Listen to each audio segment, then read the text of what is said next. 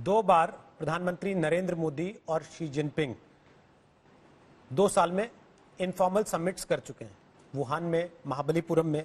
आपको लगता है कि उनकी जो आपसी अंडरस्टैंडिंग है, इस समय की स्थिति में जरूरत है वापस वो सामने दिखाई दे और दोनों नेताओं को आपस में बात करने की जरूरत है?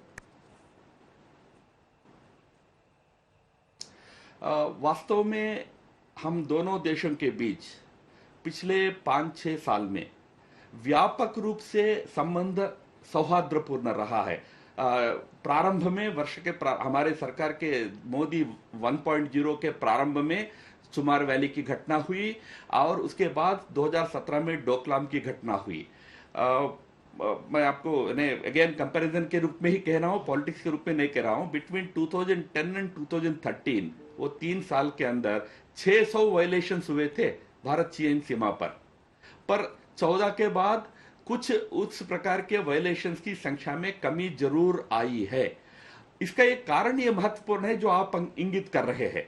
दोनों देशों के नेताओं के बीच, मोदी और शी जिनपिंग, प्रधानमंत्री मोदी जी हमारा और उनके राष्ट्रपति शी जिनपिंग के बीच एक आपसी सौहार्दपूर्ण संबंध स्थापित हुआ, एक म्यूचुअल अंडरस्टैंडिंग बढ़ी। इसके कारण डोकलाम और डोकलाम के पहले ये सारे समस्याओं को हम अच्छा सुलझा पाया है और एक सौहार्दपूर्ण संबंध दोनों देश के बीच में आज है। मुझे लगता है कि आज तुरंत बात कर लेंगे, इस प्रकार की आवश्यकता है क्या वो देखेंगे। अभी तो सेना के अधिकारी और डिप्लोमेटिक ऑफिशियल्स, हमारे एम्बेसडर्स वगैरह, उनके स्तर पर बातचीत हो रही है और इसी से ये समस्या का समाधान जरूर मिल जाएगा, मुझे विश्वास है।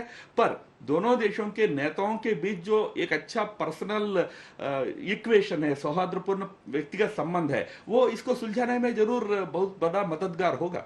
लेकिन राम जी, एक तरफ हम वापस दोनों नेताओं की दोस्ती की बात करके हिंदी चीनी भाई भाई याद दिलाते हैं और दूसरी तरफ से बायकॉट चाइना का नारा भी लगाना चाहते हैं। जब पूरी दुनिया ये मान रही है कि कोविड के टाइम में भी चीन विस्तारवाद से परहेज नहीं कर रहा है, बाज नहीं आ रहा है, उससे छोड़ना नहीं चाहता अपनी उस आदत को, तो ये दोनों चीजें साथ साथ कैसे चलेंगी? हिंदी चीनी भाई भाई भी और बायकॉट चाइना भी। हम सभी देशों के साथ हमारे संबंध मित्रतापूर्ण ही रखना चाहते हैं।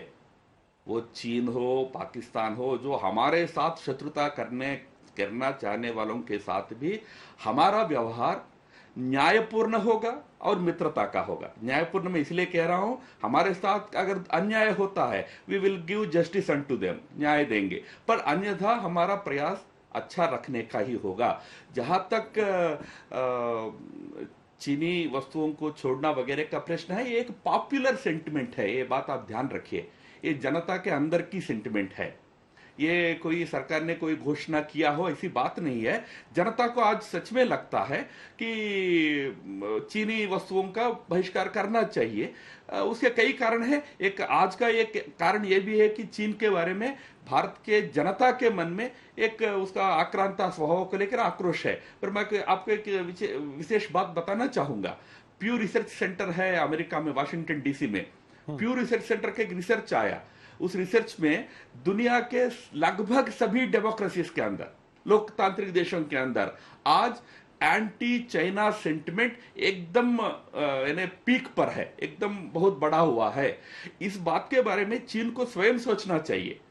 स्वयं क्या जो एग्रेशन की नीति चीन अपना रही है, अंग्रेजी में एक शब्द आजकल बहुत चलता है, वोल्फ वॉरियर डिप्लोमेसी, यानी एक एग्रेसिव डिप्लोमेसी की जो का परिचय जो चीन आज दुनिया में तमाम देशों में दे रहा है, उससे क्या चीन को भले फायदा हो रहा है या उससे चीन का इमेज को ही नुकसान मिल रहा है? जैसा आपने कहा, लोगों में ही चीन के प्रति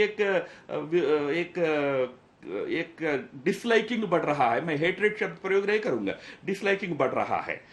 सरकार का जहां तक प्रश्न है, हमने आत्मनिर्भरता की बात की है, आत्मनिर्भरता, अपने पैरों पर खड़ा होने की बात है, उस पर हम अडिग है। भारत का अर्थव्यवस्था आत्मनिर्भर बनना चाहिए।